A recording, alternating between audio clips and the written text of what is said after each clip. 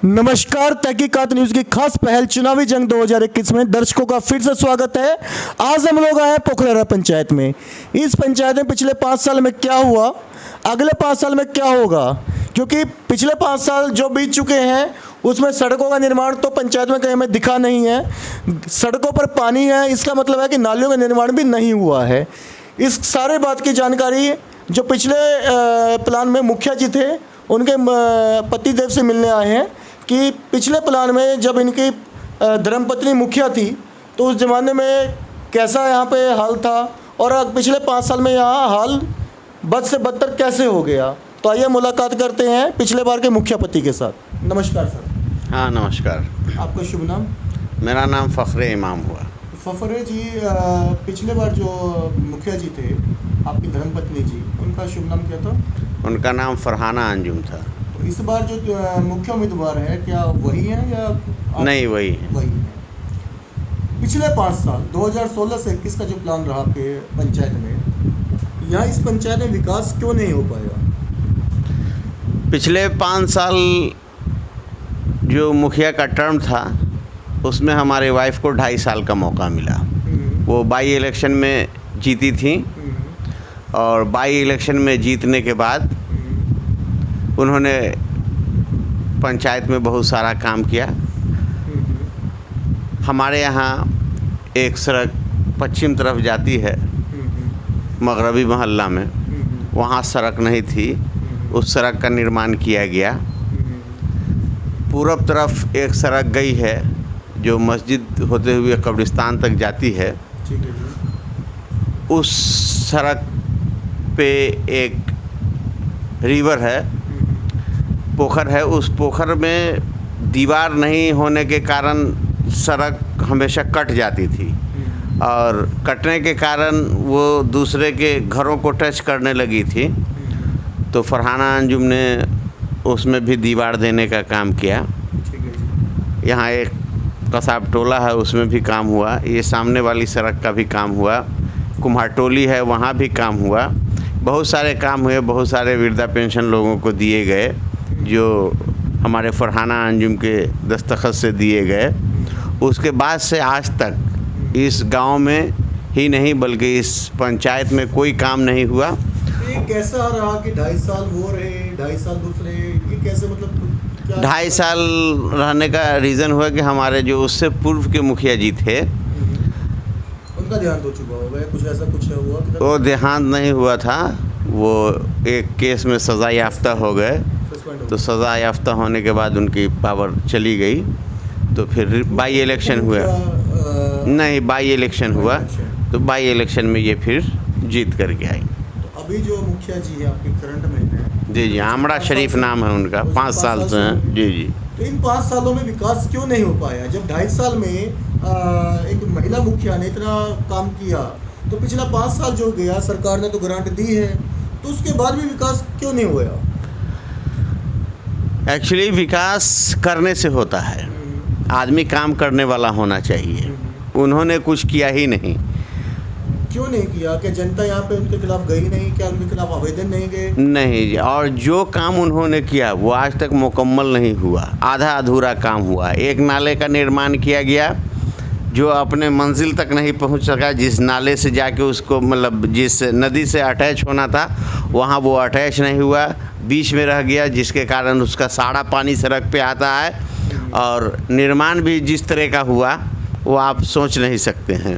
हम लोग के ज़माने में, हमारे वाइफ के ज़माने में जो सड़कें बनी हैं वो आज तक वैसे ही हैं, लेकिन जो अभी इस 5 साल में सड़क बनी है वो आप देख सकते हैं, साल भर 1.5 साल बने हुआ है, लेकिन उनकी हालत एकदम जर्जर है। तो ऐसा क्यों होता है? क्या ये जो ग्रांट आता है उसका बंदरबाट होता है या घटिया सामान लगाया जाता है या उसका कारण है ये? नहीं, होता क्या है कि जब आप बढ़िया काम करेंगे, उसमें अच्छा सीमेंट, अच्छा सैंड लगाएंगे तो काम बढ़िया होगा।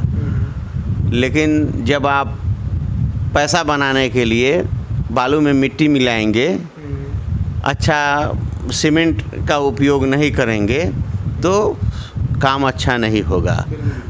मसाले की जो तैयारी की जाती है उसमें जो रेशियो प्रॉपर होना चाहिए वो अगर नहीं मिलेगा तो काम अच्छा नहीं होगा। यही वजह है कि हमारे यहाँ की जो सड़कें बनी वो बनने से पहले ही टूट गई हैं। आपकी पंचायत में कितने गांव पड़ते हैं? 2 गांव। तो आपके पंचायत की अगर मैं आबादी की बात करूँ तो लगभग कितनी आबादी है? यहाँ आबादी लगभग बड़े बुज़ुर्ग बच्चे सब मिला करके 15,000 की आबादी है। और वोटिंग की बात करें कितनी वोट पड़ती हैं? वोट जो यहाँ डलते हैं वो पिछले बार ऑलमोस्ट 3800 वोट डले थे। इस बार 4500 समझ सकते हैं कि डल जाएगी। इस बार उम्मीद है कि 4000 वोट डलेगा। मतलब 5 साल में 200 वोट बढ़े हैं यहाँ पर। आपके यहाँ पे कितने वार्ड हैं? वार्ड 13 वार्ड हैं। तो क्या 13 वार्ड में नल जल व्यवस्था शुरू है? आप हमारे साथ चल के देख लें। नल जल का आलम ये है कि एक तो इन लोगों ने जिस सड़क को उखाड़ा उस सड़क का कोई रिपेयर नहीं किया गया। पाइप बिल्कुल घटिया लगाया गया, जगह जगह लीक कर रहा है। एक कुम्हारटोली को जाता है वहाँ तो पाइप इन लोग का गया ही नहीं, वो पुल से लटक के टूट गया। तो यही हाल है। तो क्या सारे वार्ड में ऐसा ही हाल है कि या किसी वार्ड में नल में जलवा है भी? नहीं, कहीं है लेकिन ऑलमोस्ट आपको पानी नहीं मिलेगा, सही उसका रख रखाव नहीं है। अभी पंचायत के एक नागरिक हैं, क्या आपके यहाँ पे नल जल लगा है? लगा है लेकिन पानी नहीं आ रहा है। जल पिया नहीं कभी वहाँ? नहीं, बिल्कुल नहीं। पीने लायक तो खैर पानी है ही नहीं। पीने लायक पानी नहीं है, इतना गंदा पानी। तो सरकार जब 18 से 20 लाख एक नल जल पे खर्च रही है, उसके बाद भी जनता को या एक पंचायत वासी को नल से पानी नहीं मिलता, इसका कारण क्या है? क्या ये भ्रष्टाचार है? बिल्कुल भ्रष्टाचार है। नल जल योजना अपने आप में एक फ्लॉप योजना है। दूसरी सबसे बड़ी बात यह है कि जहाँ घर घर पानी पहुँचाने की बात हुई थी तो पाइप ही इतना घटिया लगा कि बीच में ही पाइप फूट गया, कुछ हो गया, कुछ इस तरह के कारण है जिसकी वजह से वहाँ तक पानी नहीं पहुँच पा रहा है। जल एक लूट की योजना साबित हुई है बिहार में आज तक। अब हम सरकार की दूसरी योजना की बात कर लेते हैं, प्रधानमंत्री आवास योजना, जिसको पहले इंदिरा आवास योजना कहते थे। आपके पंचायत में पिछले 5 साल में आपको अगर पता हो कितने योजना दे चुके हैं इंदिरा आवास आपके मुखिया जी? इंदिरा आवास एक्चुअली कोई ज़रूरी नहीं है कि मुखिया ही जी करें, पंचायत समिति भी करते हैं और लोगों को दिया जा रहा है, ऐसा नहीं है। वो मिल रही हैं। वो चूँकि बीपीएल में आपका अंक कितना है उसके आधार पे मिलता है। तो जिनका अंक उस लायक है, जो उस कैटेगरी में आते हैं, उनको देना उनकी मजबूरी है। लेकिन हाँ, उसमें भी जिस पैमाने पर धांधली हो रही है वो भी एक विचारणीय है। कि जो सही हकदार थे इंदिरा आवास के, क्या उनको इंदिरा आवास मिला या पक्के मकान वालों को मिला? नहीं, ऐसे बहुत लोग हैं जो पक्के वाले लोग हैं, उनको भी मिला। अच्छा, जिनको मिला क्या उनसे घूस लिया गया? आपको इतने तो खबर? घूस तो आम है। तो घूस कौन लेता है? आवास साहब, वार्ड मेंबर, मुखिया जी? जिसको जहाँ मौका मिल रहा है ले रहा है। खुल के बताना पड़ेगा। मैंने आवास योजना की बात करी है, दूसरी योजना की तो बात अभी नहीं, ठीक है। जिसको जहाँ मौका, जो उस काम को देख रहे हैं, जो कर रहे हैं, वो सब इसमें सम्मिलित है। दूसरी तीसरी होगी योजना है प्रधानमंत्री की, नहीं, मुख्यमंत्री जी की, मुख्यमंत्री बाढ़ राहत कोष योजना, जिसमें 6000 रुपये लागू को दिया जाता है। आपका एरिया बाढ़ग्रस्त है? जी बिल्कुल, यहाँ बाढ़ आता है। क्या मुख्यमंत्री बाढ़ राहत कोष से पैसे दिए गए हैं? बिल्कुल दिए गए हैं। उसमें भी घूस लिया गया है? नहीं, उसमें एक्चुअली क्या है कि वो सूची बन के जाती है, तो सूची में जिन लोगों का नाम होता है, हाँ कुछ लोग छूट गए हैं जो हकदार थे, उनको नहीं मिला है, लेकिन वो पैसा चूँकि उनके खाता में डायरेक्ट जाता है, इसलिए उसमें धांधली की संभावना नहीं है। तो पहले ले लिया हो? अब पहले और बाद में अगर लिया गया हो तो इसकी जानकारी हमको नहीं। टॉयलेट योजना क्या आपके यहाँ पे आई? टॉयलेट योजना यहाँ चली है, लेकिन टॉयलेट योजना में बहुत धांधली है। टॉयलेट घूस यहाँ भी है या ज़्यादा? नहीं, बिल्कुल है, ज़्यादा भी है। और बिल्कुल जिन लोगों को पैसा मिल जाना चाहिए था वक्त से, उनको मिला भी नहीं। उसमें बहुत सारी परेशानी हुई है और हम इसके ख़िलाफ़ हैं कि आवाम को, जनता को इतनी परेशानी हो। शौच आपकी सड़कों पे तो आज भी लोग करते हैं। हाँ, उसका प्रॉपर देखभाल नहीं हुआ, लोगों ने शौच नहीं बनाया, उस तरह से लोगों को ट्रीट नहीं किया गया, लोगों को सही जानकारी नहीं दी गई, लोगों के लिए फ़ंड सही ढंग से मुहैया नहीं कराया गया। उसी की वजह से आज सड़क पे। शिक्षा का स्तर आपके पंचायत में कहाँ तक है, स्कूल कहाँ तक है यहाँ पे? अब शिक्षा की बात आप कर रहे हैं तो आप हमारे यहाँ आए हैं, देखा होगा शिक्षा के मामले में हमारा पंचायत पिछड़ा हुआ है। और हमारे यहाँ एक मिडिल स्कूल हुआ करता है बाज़ार पे, तो उस पे मेन सड़क टच करती है उसको, और एक्चुअली हाई स्कूल उसी को बनना था। लेकिन अभी जो हमारे प्रेजेंट मुखिया हैं उन्होंने उस हाई स्कूल को शिफ्ट कर दिया एक ऐसी जगह पे, एक ऐसे मिडिल स्कूल में जो कि वहाँ पे सड़क भी नहीं है। अब उसकी वजह से भी लोग वहाँ नहीं जा पाते हैं। मिडिल स्कूल करने के बाद, मिडिल में पढ़ने के बाद बच्चे पढ़ने कहाँ जाते हैं? जैसा कि आपने तो बता दिया हाई स्कूल कर दिया है, अभी सड़क नहीं है। चलिए हाई स्कूल अपने बच्चे, हमारे यहाँ से ज़्यादातर लोग दूसरी जगहों पे जाते हैं। यहाँ पे शाही मीनापुर है, वहाँ जाते हैं, रायपुर जाते हैं। तो फिर भी दूर पड़ते हैं, गर्मी से दूर पड़ते हैं, बिल्कुल बिल्कुल झेलना पड़ता है। बच्चों के लिए सुविधाएं हैं पढ़ाई में। बिल्कुल।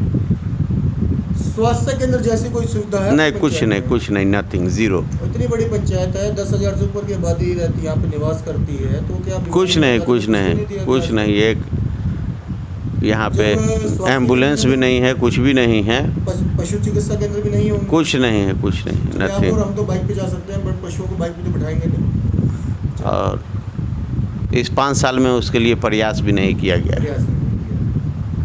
आगामी चुनाव 2021 8 अक्टूबर, आप की जो धर्मपत्नी है इस बार चुनाव जीत जाती है, तो इस बार कौन कौन से मुख्य एजेंडे हैं, कि कौन कौन से काम हैं जो सबसे पहले करवाने की इच्छा रखते हैं आप? सबसे पहले तो सड़क की हालत जो ख़राब है उसको ठीक करना है, वो एक मोस्ट इम्पोर्टेंट वर्क है। उसके बाद अगर हम लोगों की जिम्मेदारी रही नल जल योजना वगैरह को देखना, तो जो अच्छा से अच्छा पाइप हो सकता है, अच्छा से अच्छा व्यवस्था किया जाएगा। बिल्कुल उसको बेहतर किया जाएगा और हर तरह की सुख सुविधाओं पर ध्यान दिया जाएगा। भ्रष्टाचार को ख़त्म करना है, यही मेरा मेन मुद्दा है। इसी पर आगे लड़ाई लड़ी जाएगी। आप की धर्मपत्नी मुखिया बन जाती है, इसके बाद क्या प्रधानमंत्री आवास योजना, टॉयलेट योजना या मुख्यमंत्री बाढ़ राहत घोषणा में घूस की बिल्कुल उसको ख़त्म किया जाएगा। बिल्कुल ख़त्म किया जाएगा। और इंदिरा आवास या प्रधानमंत्री आवास योजना क्या गरीबों को दिया जाएगा, पक्के मकान जिनके हैं या कोई आपके खास होंगे उनको दिया जाएगा? एक्चुअली क्या है कि पिछले बार जब 2.5 साल हम लोगों के पास था,